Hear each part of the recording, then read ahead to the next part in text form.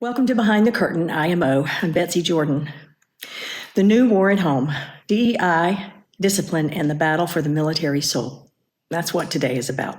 What makes a nation ready for war, and who decides what that readiness looks like? I'm not lecturing. I'm trying to understand. This episode asks a blunt question. Does debating DEI and toughness make us more ready or just more divided? Quick baseline. Readiness isn't a vibe. It's measurable. Personnel fill and fitness, training proficiency, equipment that works, logistics, leadership and mission alignment. Cohesion and climate are inputs that affect all the rest. If those are off, nothing else holds. When mainstream researchers look for impact, the question is simple. Do standards stay job relevant and enforced? If yes, opening service to more Americans, women, LGB after DADT repeal, transgender troops, hasn't shown a blanket drop in unit performance. Cohesion comes mainly from clarity of mission, competence, and leadership, less from whether we look the same. DEI is contentious, but at its best, widen the recruiting pool, keep one tough job relevant standard, kill hazing and harassment so you stop losing good people, and track whether training time stays focused on war fighting. If you do that, net readiness is neutral to positive. At its worst, DEI can drift into fuzzy goals, time sinks, or the perception, real or not, of quota pressure. That erodes trust. So the guardrails do matter. Serious critics worry about trade-offs. Every hour on slides is an hour not on weapons. They worry standards quietly slip. And they worry identity talk fractures the one team identity. Those are testable questions. You can track training hours, pass-fail cut scores, and incident rates. If DEI takes time away from mission training or changes standards, you'll see it. So let's talk hazing. It's as old as militaries themselves, and it's frankly corrosive. One of my seniors wanted me to pick up cigarette butts, and I was like, fuck, I guess, that's fine with me. Like, we're young Marines, this is what we do. So I'm over here picking up cigarette butts, and next thing you know, he calls me and he's like, hey, in front of his friends, and he's like, hey, call me daddy from now on. And I'm like, fuck. In my mind, I'm like, fuck, no, I'm not calling you daddy. Like, that can't even come out of my mouth, Like, even if I want to, that shit can't even come out. And I'm like, no. And then he's like, bitch, you better fucking call me daddy. And I'm like, nope. And then he got me by my fucking shirt. He picked me up and he stopped me against the wall and he's like, get the fuck out of here.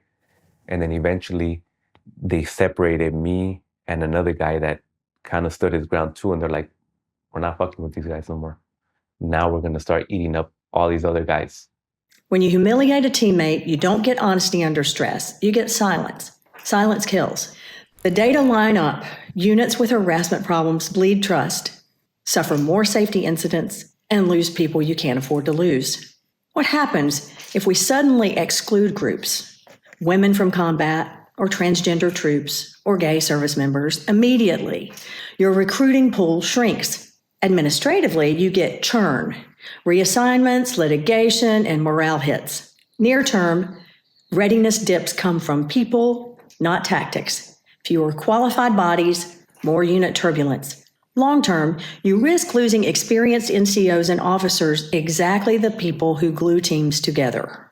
Now the speeches. President Trump and Defense Secretary Pete Hegseth convened the brass and delivered messages many heard as war at home. No more identity months, DEI offices, dudes in dresses, or in combat unit with females who can't meet the same combat arms physical standards as men. It's completely unacceptable to see fat generals and admirals in the halls of the Pentagon. This is going to be a major part for some of the people in this room. That's a war, too. It's a war from within. Cities as potential training grounds and enemies within. What was the tone in that room? Public reporting paints a picture of restraint. Senior leaders largely silent, no big applause lines. Respectful, subdued. Because we are the War Department. Godspeed. Room, attention.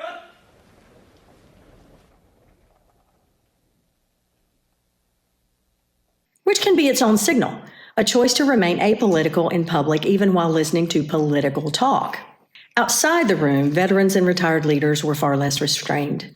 Words like insulting, partisan, and dangerous were common in op-eds and interviews. Some took particular offense at suggestions that officers of color earn rank by quota rather than merit. Others called the whole event a spectacle, more optics than order. Some military officials have spoken out anonymously, with one defense official saying the event was, quote, more like a press conference than briefing the generals, adding that, quote, it could have been an email. Another called it a total waste of money. And I get why passions run hot. If you've spent 20 years deploying, you don't need a TV lecture on warrior ethos.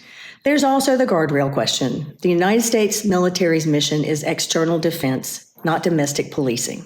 We have the posse comitatus tradition for a reason. Talk of turning American cities into training grounds distresses people who believe deeply in civil military separation and constitutional limits.